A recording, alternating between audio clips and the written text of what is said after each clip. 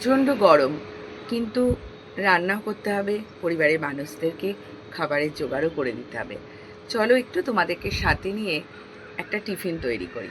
যদিও সেটা খুব কমন, তবুও তোমাদের সাথে যখন সবই শেয়ার করি, এটাও শেয়ার করছি।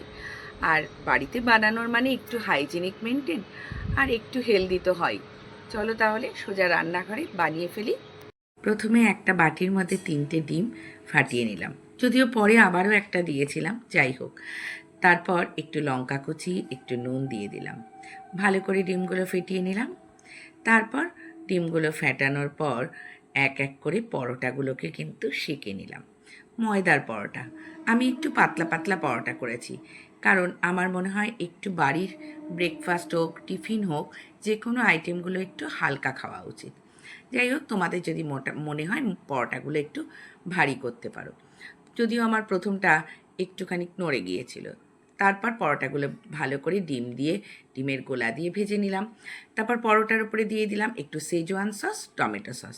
তারপর শসা আর পেঁয়াজটা সুন্দর করে একটু নুন, একটু গোলমরিচের গুঁড়ো দিয়ে মেখে রেখেছিলাম, সেগুলো ওপর থেকে দিয়ে দিলাম। তারপর রোল করলাম, গোল গোল করে বোটে নিয়ে রোল বানিয়ে ফেললাম। তবে আমার র্যাপিং পেপার শেষ হয়ে গেছিলো, তাই খবরের কাগজে বাধ্য হয়ে করতে হলো। তোমরা কিন্তু র্যাপিং পেপার ব্যবহার করো। কেমন হলো জানিও কিন্তু।